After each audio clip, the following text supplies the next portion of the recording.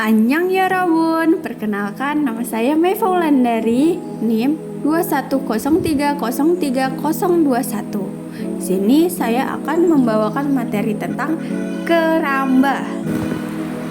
Apa sih keramba itu? Keramba adalah wadah budidaya ikan berupa kandang yang terbuat dari bambu atau papan kayu yang ditempatkan di badan sungai.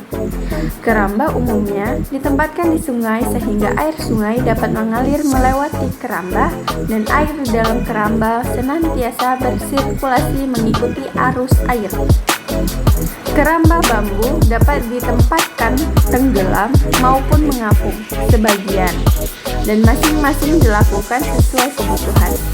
Di perairan yang dalam dan luas, keramba ditempatkan mengapung sehingga dengan bantuan selam. Untuk keramba ada dua varian, yaitu satu, keramba jaring apung atau KJA. Yang kedua ada keramba hampang, biasa disebut dengan keramba jaring tancap. Keramba jaring apung yang ditempatkan di laut terdiri dari rangka dengan pijakan untuk inspeksi.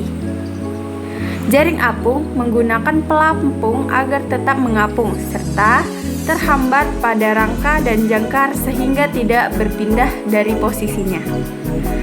Ikan tetap berada di dalam keramba karena terkurung oleh jaring.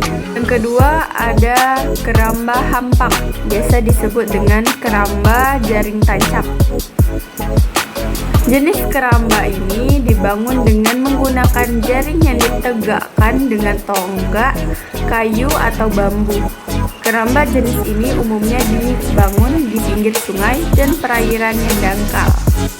Selain ditempatkan di sungai, keramba juga dapat ditempatkan di danau atau waduk berdasarkan letaknya di dalam perairan, sungai, waduk, dan danau.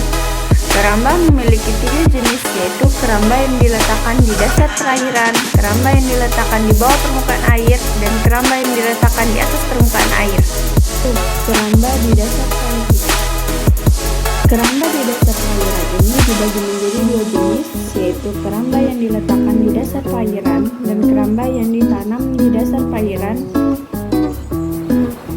Keramba di dasar perairan ini umumnya digunakan di daerah perairan yang sempit dan tidak terlalu dalam seperti pada sungai-sungai kecil atau saluran yang lebarnya tidak lebih dari 2 meter. Keramba tipe ini dibangun dengan cara menanamkan ujung-ujung kerangka ke dasar perairan maupun ke tebing sungai atau saluran air. 2. Keramba di bawah permukaan perairan. Keramba di bawah permukaan air sedikit berbeda dengan keramba yang diletakkan di dasar perairan. Bagian atas keramba tidak menonjol ke permukaan air. Bagian dasar tidak ditanam seperti keramba di dasar perairan. Keramba jenis ini lebih cocok diletakkan di perairan yang agak dalam tetapi tidak bisa diletakkan di perairan yang dasar. Karena perairan yang seperti itu miskin oksigen, agar lebih aman posisi diusahakan tetap berada 20 cm di bawah permukaan air. 3. Keramba di atas permukaan perairan. Keramba yang mengambang di permukaan air terutama di danau atau waduk yang terletak pada posisi keramba bagian atasnya berada di atas permukaan air sedangkan 2/3 lainnya di dalam air. Keramba jenis ini juga dilengkapi dengan pemberat dari batu atau besi, sehingga jumlah pemberat itu harus diatur agar sepertiga bidang permukaan bagian atas dari keramba dapat timbul di permukaan air. Bila pemberat terlalu berat, maka keramba akan tertarik ke bawah. Hal ini tidak berpengaruh negatif, namun sebaliknya, bila pemberat itu terlalu ringan, maka bagian yang muncul ke permukaan semakin tinggi. Jenis-jenis keramba berdasarkan letaknya. 1. Keramba dasar. 2. Keramba bawah atau kolom. Yang ketiga, keramba sejajar. Jenis keramba berdasarkan bentuknya. 1. Keramba kotak atau peti. 2. Keramba bulat panjang, peti bubu. Serta ada jenis keramba berdasarkan bahan pembuatannya. 1. Keramba hampang atau keramba jaring tancap yang terbuat dari kayu, bambu, biasanya di perairan yang lebih dangkal, misalnya sungai, aluran irigasi. Yang kedua, keramba jaring apung atau KJA, terdiri dari keramba dan kantong jaring yang biasanya dioperasikan di perairan dalam, misalnya di waduk dan laut. Ada juga nih keuntungan membuat keramba. Yang satu, bahan yang diperlukan sangat sederhana dan mudah dicari, seperti balok kayu, bambu, paku, baut, kawat, dan jaring.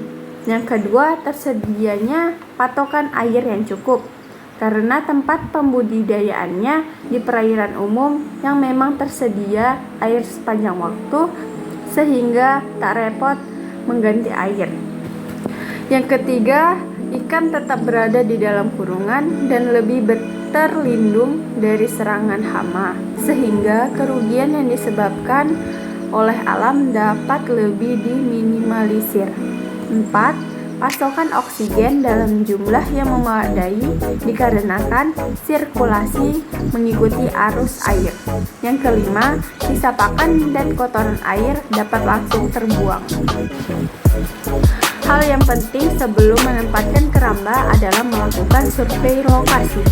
Syarat pemilihan lokasi tersebut antara lain: 1. Lokasi penempatan diusahakan mempunyai kedalaman cukup, namun terlindungi dari penyebab bencana dan kemungkinan penyebab gagal panen, baik karena faktor alam maupun faktor manusia. 2. Lokasi keramba tidak berada di daerah lalu lintas kapal dan tidak di muara sungai yang memungkinkan terjadinya banjir dari sungai. Yang ketiga, bebas dari pencemaran dan parameter air sebagai media pembudidayaan tidak terlalu ekstrim. Suhu, cuaca, dan kandungan partikel terlarut. Sebagai contoh adalah pengaruh adanya penambangan liar di daerah hulu yang bisa mempengaruhi kualitas perairan. Yang keempat, mempertimbangkan aspek sosial ekonomis dekat dengan kegiatan yang mendukung operasional seperti tempat penjualan pakan, pembelian ikan yang merupakan daerah pengembangan budidaya sehingga tercukupi prasarana, jalan, dan keamanan. Sekian dari penjelasan saya.